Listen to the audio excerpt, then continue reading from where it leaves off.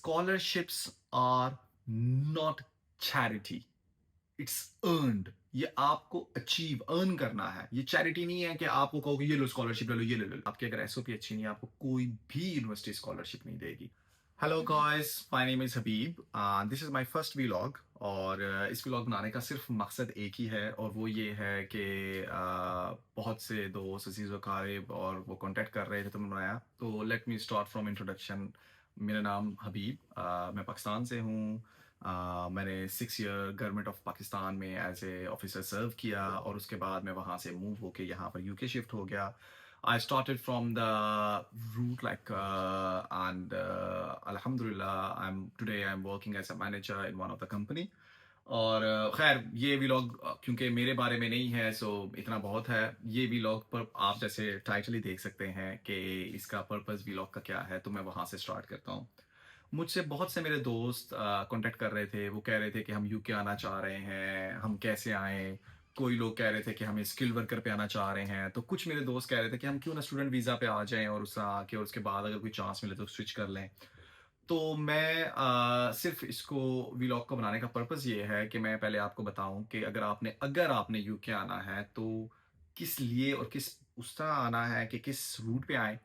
और अगर मैं ये कह रहा हूँ कि यूके ना आए तो मुझे आपको कहाँ पर जाना चाहिए।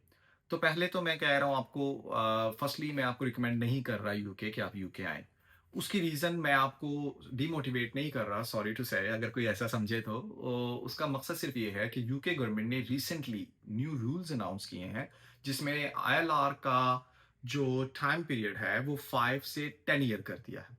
अब अगर आईएलआर आप 10 ईयर के बाद ले रहे हैं, इसका मतलब ये है और उसपे भी उन्होंने मेंशन किया है, ILR is a earned settlement, it's not your right, it's not prestige. So अगर वो अर्न्ड सेटलमेंट है, इसका मतलब ये है कि पहले आप 10 साल जॉब करेंगे, आप उसमें टैक्स पे करते रहेंगे, उसके बाद आप सोसाइटी में कंट्रीब्यूट करेंगे, उसके बाद वो डिसाइड करेंगे आपको देना है कि नहीं देना है। या तो आप बहुत हैवी इन्वेस्टमेंट लेके आ रहे हो तो फिर तो वो आपको आईएलआर देंगे। अगर आप हैवी इन्वेस्टमेंट नहीं लेके आ रहे तो फिर मेरा ख्याल है कि आपके लिए बहुत प्रॉब्लम हो जाएगा। तो इसलिए मैं रिकमेंड नहीं करता यूके आने का। अब अगर आप यूके आना चाह भी रहे हैं, फिर भी कहते हैं कि नहीं यूके ही जाना है, तो उसके लिए ज़रूरी है कि आपके अगर एजुकेशनल बैकग्राउंड अच्छा है, तो आप फुली फंडेड स्कॉलरशिप्स के थ्रू अप्लाई करें और फिर आएँ।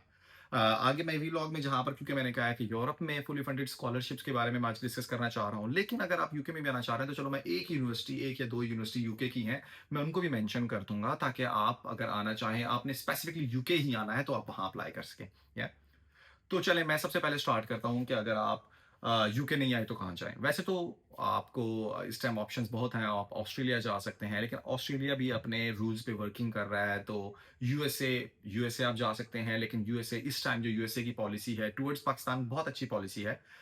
इवन के लेकिन यूएसए की पॉलिसीज़ किसी टाइम भी वो चेंज कर देते हैं।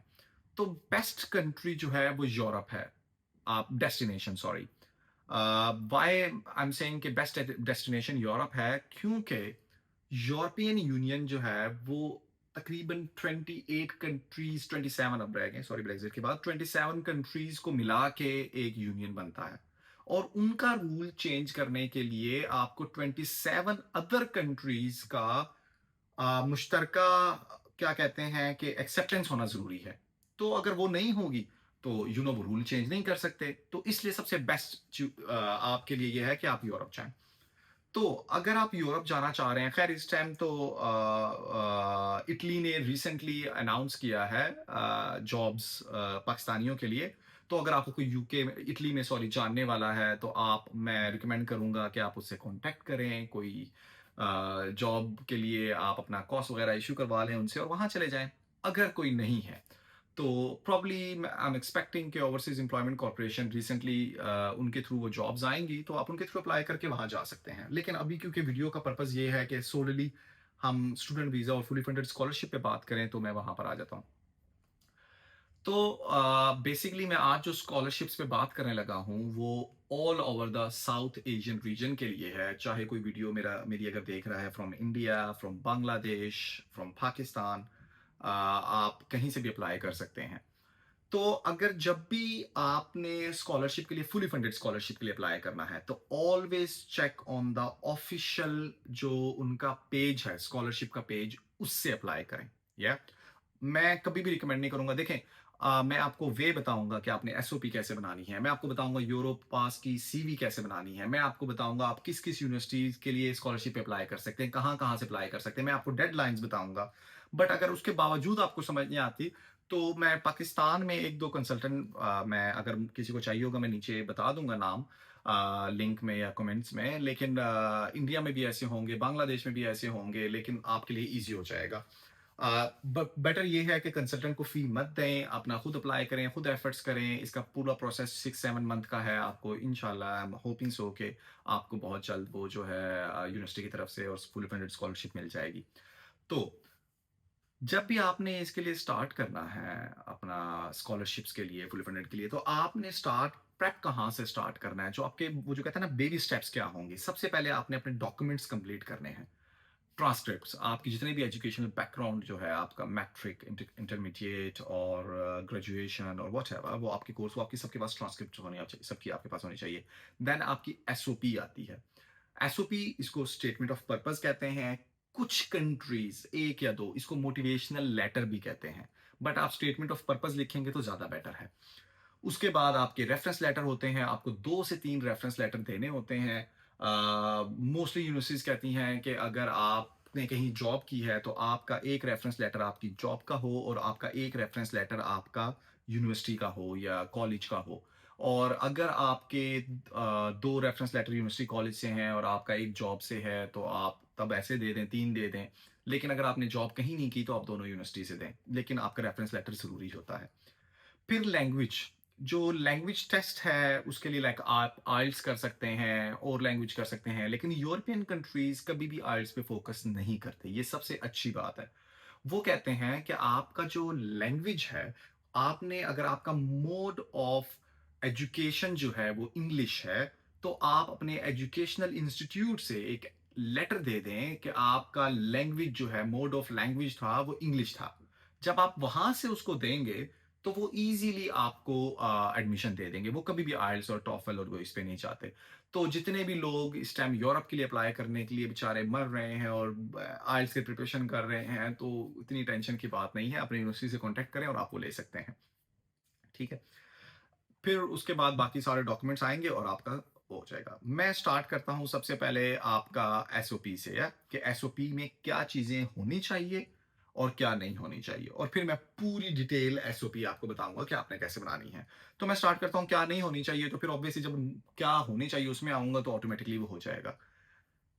आपकी एसओपी कभी भी ड्रीम बेस नहीं होनी चाहिए, इमोशनल नहीं होनी चाहिए। आप ये नहीं कहें ओहो मैं तो बस मैं थक गया हूँ, ये वो मैं फलाना फलाना ये वो, और कोई ऐसी ड्रीम ही नहीं कि ओहो मैं तो यूके आके ऐसे झंडे गाड़ूंगा कि नेक्स्ट प्रेसिडेंट ऑफ अमेरिका ही मैं हूँ।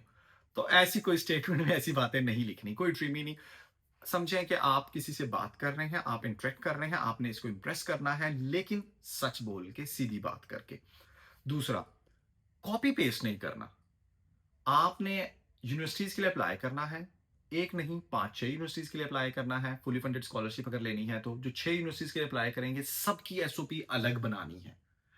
देखें, अगर कोई आपको 1500 यूरो स्टाइफंड भी दे, 50 सॉरी 10,000 यूरो स्टाइफंड भी दे रहा है, आपके सारा खर्चा भी उठा रहा है, आपको एजुकेशन भी फ्री दे रहा है, आपका रहने का भी सब कुछ फ्री में दे रहा है, तो इतना तो वो डिजर्व करते हैं ना कि उनके लिए 6-7 एसओपीज आप बनाओ।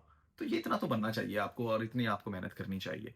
तो आप एसओपी आपने कम से कम 5-6 बनानी है, हर यूनिवर्सिटी के हिसाब से सेपरेट बनानी है। कोई कॉपी पेस्ट नहीं होनी चाहिए। जिस कोर्स में अप्लाई कर रहे हैं उस कोर्स के हिसाब से बनानी है।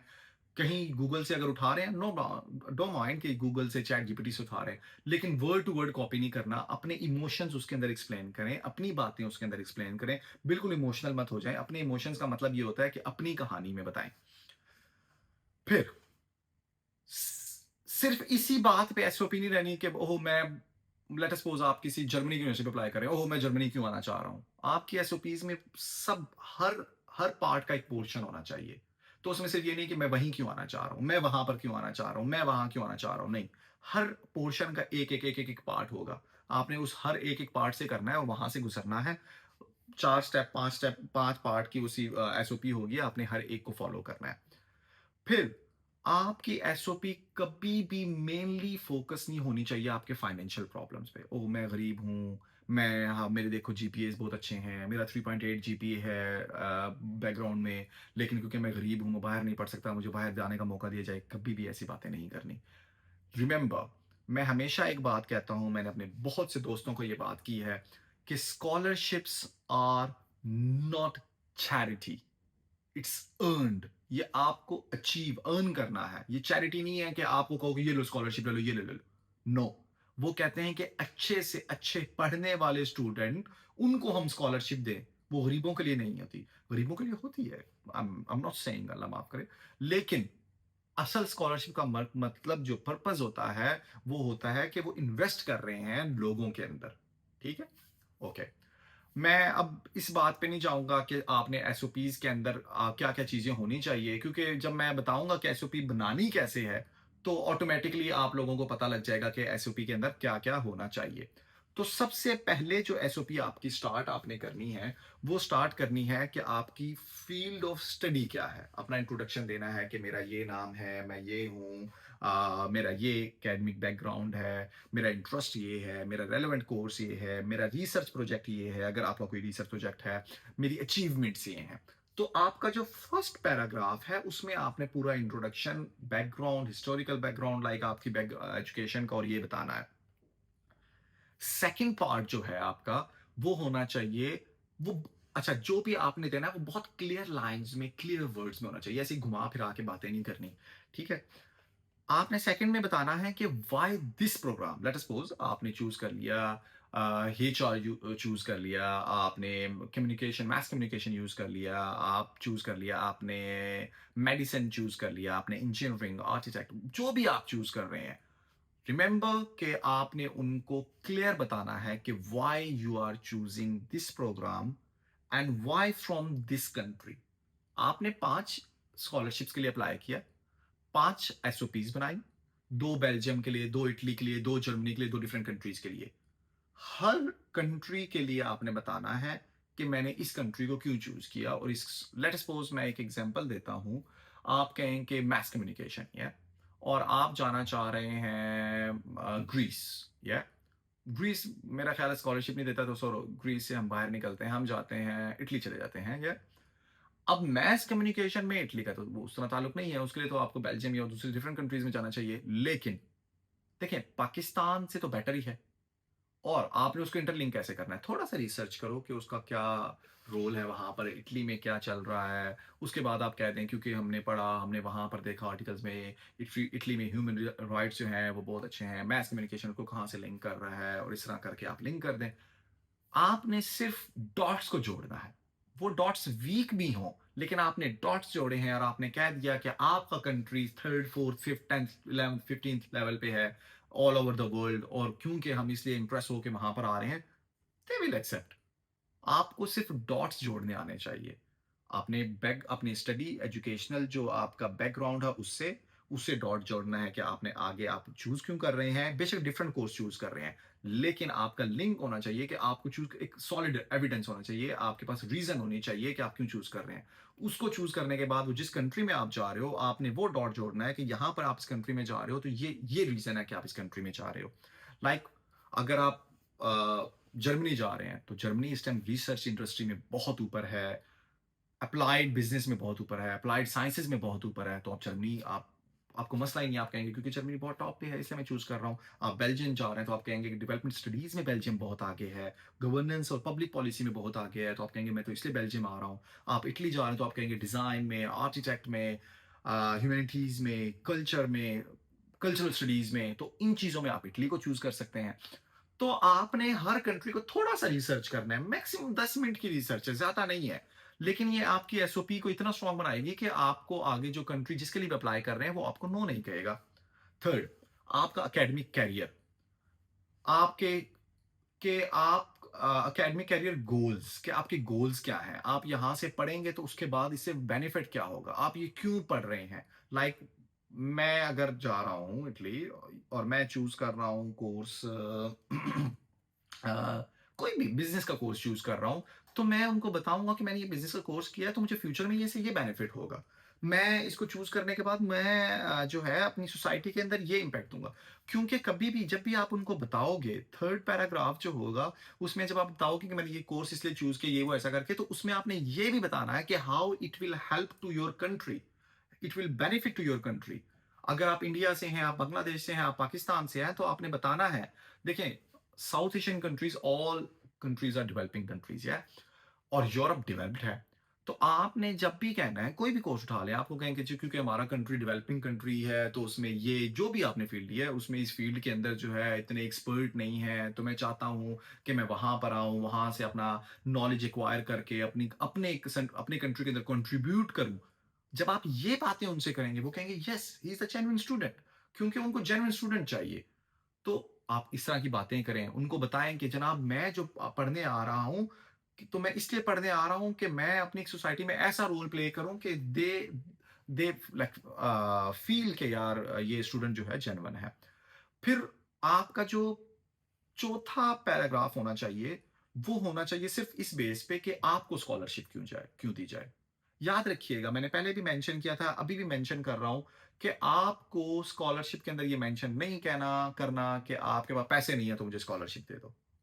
आपने मेंशन करना है कि आपके एकेडमिक मेरिट्स क्या हैं, आपका ये जीपीए आया है, आपकी कमिटमेंट्स क्या हैं, कि आप हमेशा से शुरू से ऐसे पढ़ते आए हैं, ये वो कोई गैप नहीं है स्टडी में, आप बहुत जो पढ़ने वाले अच्छी एजुकेशन हासिल करने वाले स्टूडेंट हैं।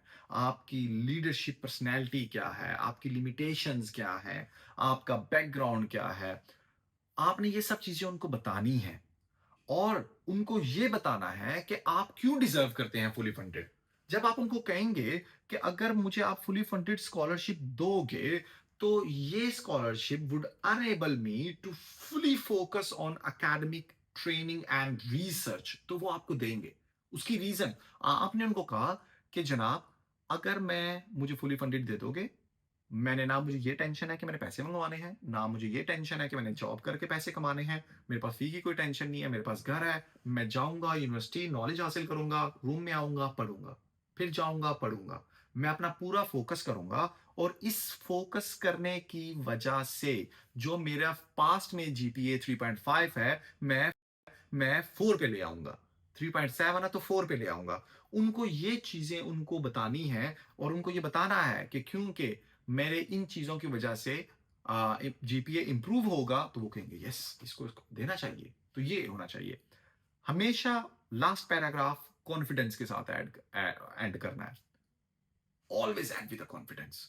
उनको बताना है कि स्कॉलरशिप के गोल्स क्या हैं, उससे मिलने के बाद मैं कैसे सोसाइटी में इंप्रूव करूंगा। जो आपने ऊपर जितना भी एक्सप्लेन किया है, उस सब को समराइज करना है। वो आपकी समरी होगी पैराग्राफ के अंदर, लेकिन बहुत कॉन्फिडेंट समरी होगी कि आपने जैसे उन्होंने आपको स्कॉलरशिप दे दी है, और अब आप जो है उसको वो कर रहे हैं। लेंथ आपकी एसओपी की नॉर्मली होनी चाहिए, कोई कहानियाँ या चाँद तारे तोड़ के लाने वाली बातें नहीं होनी चाहिए। रियलिस्टिक बेस होनी चाहिए, उनको लगे कि एक बंदा दूसरे बंदे से बात कर रहा है। ये ऐसे ही है कि पुराना ज़माना है, और आपने ख़त लिखा है अपने पेरेंट्स को, तो नहीं मैं कहूँगा क्योंकि पेरेंट्स में तो इमोशनल बातें भी कर लेते हैं, लेकिन आपने एक दोस्त को ख़त लिखा है एक दूसरे कंट्री से, और उस दोस्त को बता रहे हैं कि यार मैं यहाँ पर ये अचीवमेंट कर रहा हूँ, या ये वो ऐसा करके, ठीक है? तो ये आपकी एसओपी हो गई। यूरोपास फॉर्मेट या सीवी। बहुत सी कन बहुत सी कंट्रीज़, सब नहीं, लेकिन क्योंकि मैं आपको बहुत सी कन मतलब आपको 15-20 स्कॉलरशिप बताऊँगा, तो उनमें से कुछ कंट्रीज़ ऐसे भी हैं जो वो कहते हैं कि यूरोपास फॉर्मेट या सीवी आपने देनी है।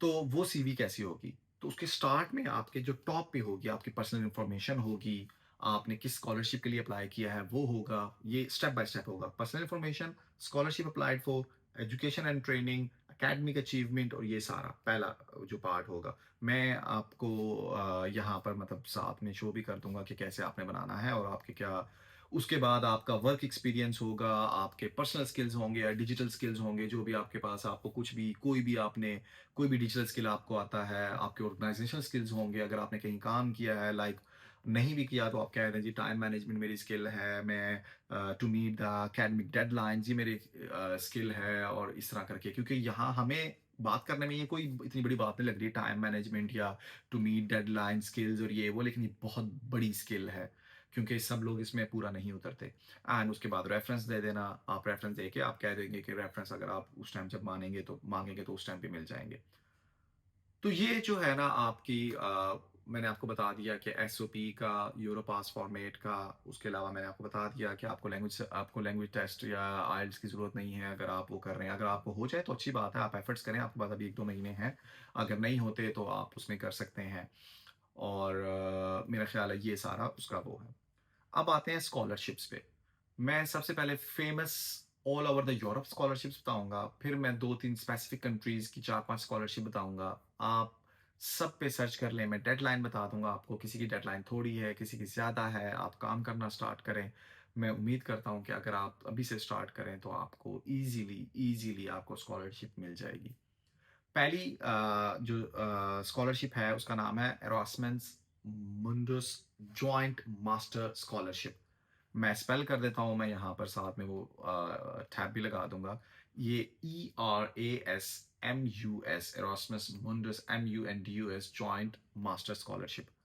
आप इस स्कॉलरशिप के लिए अप्लाई कैसे करते हैं? ये एरास्मस की वेबसाइट है। आप उसकी वेबसाइट पे जाते हैं, वहाँ पर जाके जब आप स्कॉलरशिप के लिए अप्लाई करते हैं, तो वहाँ पर उस 7 टैब्स होते हैं। वो कहते हैं आपने कौन-सा कंट्री चूज़ करना है, आपने कौन-सा कोर्स सब्जेक्ट चूज़ करना है, लाइक कौन-सा कोर्स आप मेडिसिन में करना चाह रहे हैं, एचआर में करना चाह रहे हैं, बिज़नेस में करना चाह रहे हैं। आपको जो आपने करना है, वहाँ पर वो सारे होंगे।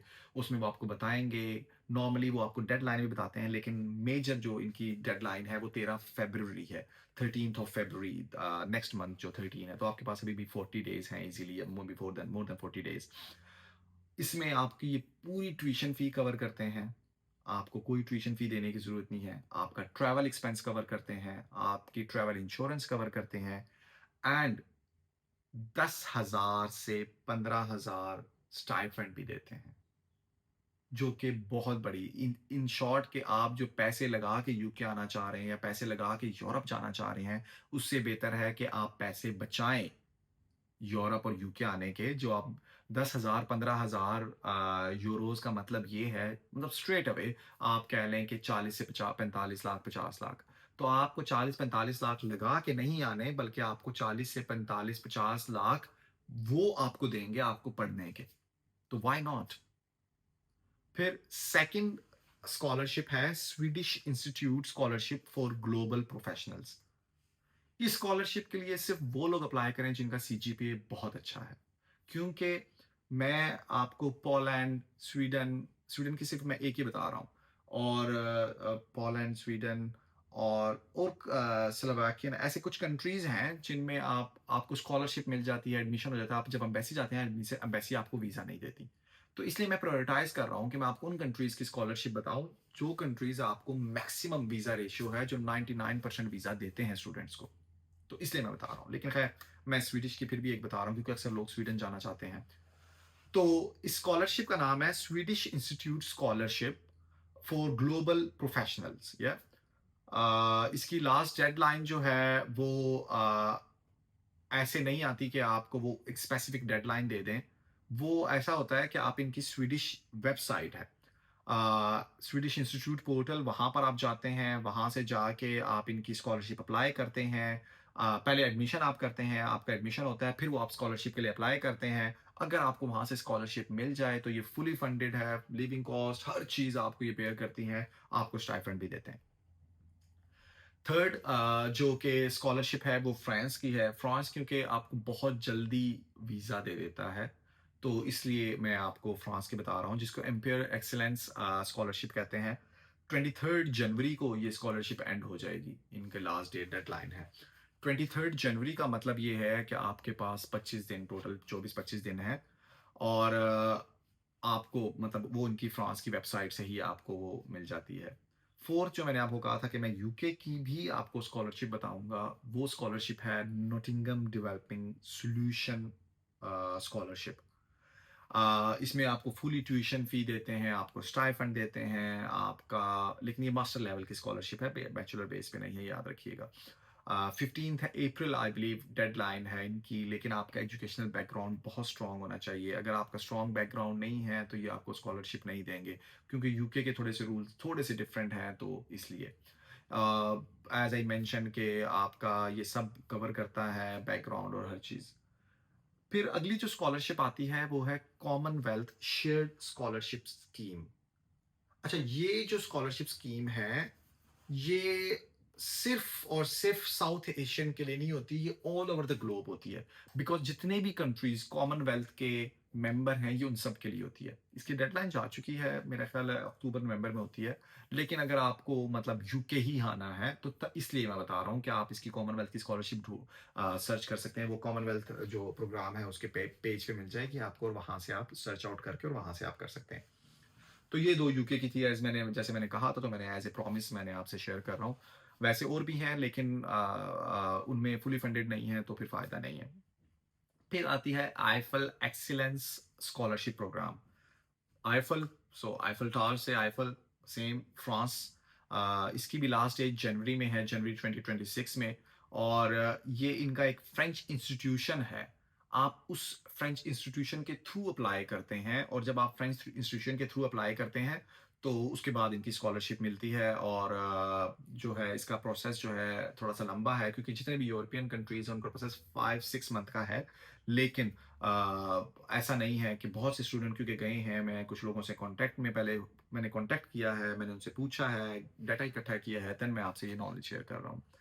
तो ये फ्रेंच की है। फिर जो लोग आजकल मतलब कोई भी लोग अगर आप देखें, ये वो स्कॉलरशिप हैं जिनके बारे में लोग बहुत कम बात करते हैं। मैं अब जो स्कॉलरशिप की बात करने लगा हूँ वो है जर्मनी की स्कॉलरशिप, जो बहुत फेमस है। मेरा ख्याल है अगर कोई आप सर्च करें तो आपको हर जगह मिल जाएगी। वो है दाद स्कॉलरशिप।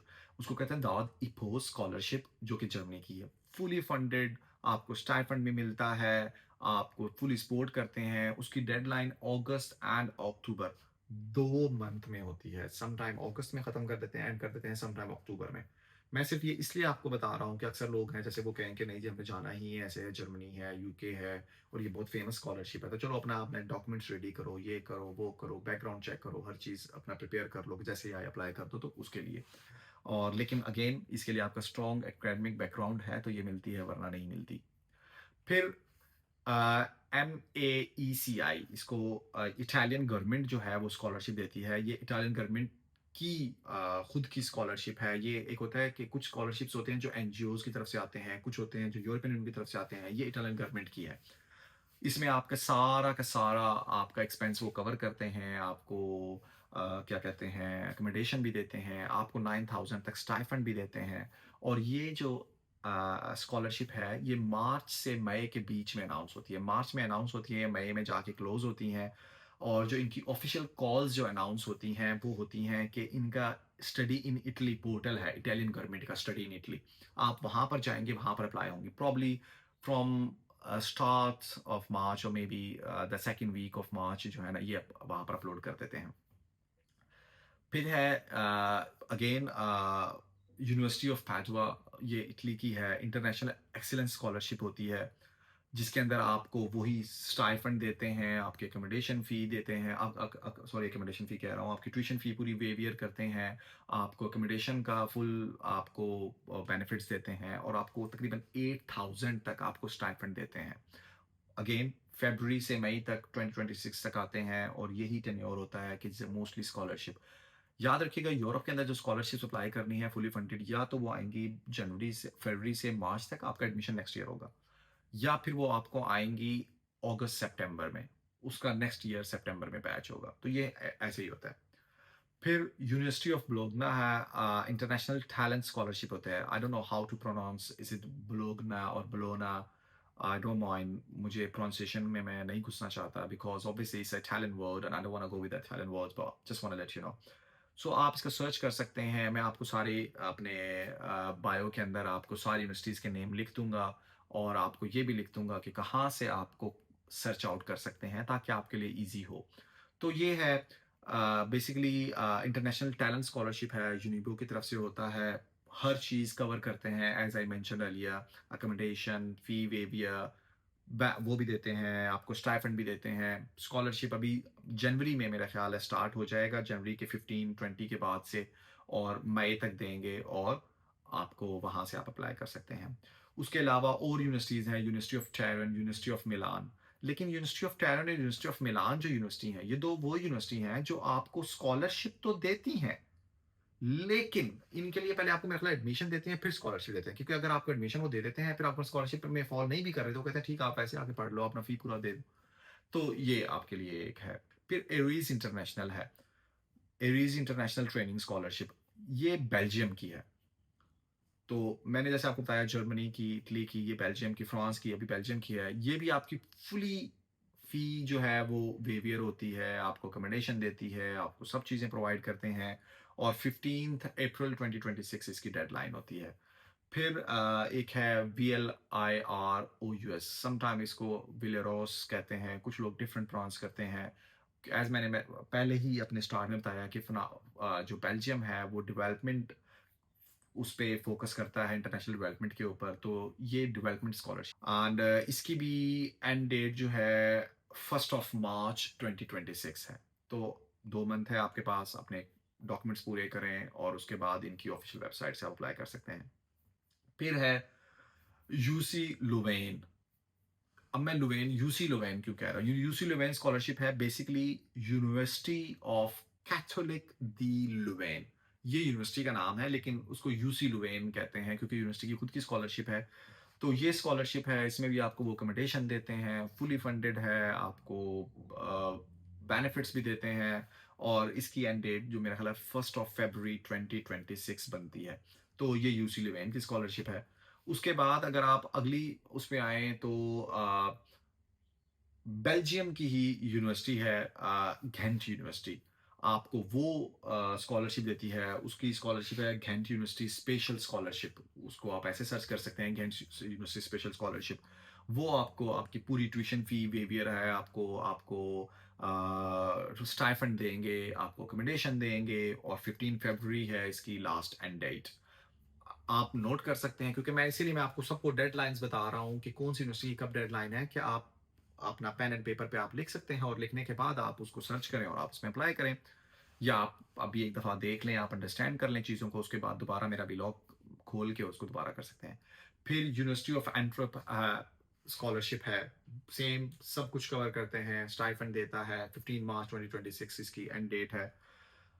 अगर कोई मेरे से पूछे कि इतनी, क्योंकि मैंने 15-20 मेरा ख्याल है मैंने आपको यूनिवर्सिटीज़ बताई हैं, अगर मेरे से कोई पूछे कि बेस्ट यूनिवर्सिटीज़ कौन सी है जहाँ पर 5, 6, 7, 8 यूनिवर्सिटीज़ जो मैं है मैं हम अप्लाई करें, तो हमें कहाँ जाना चाहिए?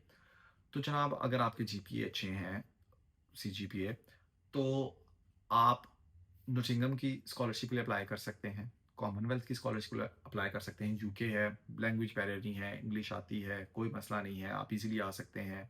आपकी जो साउथ एशियन कम्युनिटी है वो बहुत ज़्यादा है, लाइक इंडिया से, पाकिस्तान से, बांग्लादेश से, तो आप वहाँ आ सकते हैं।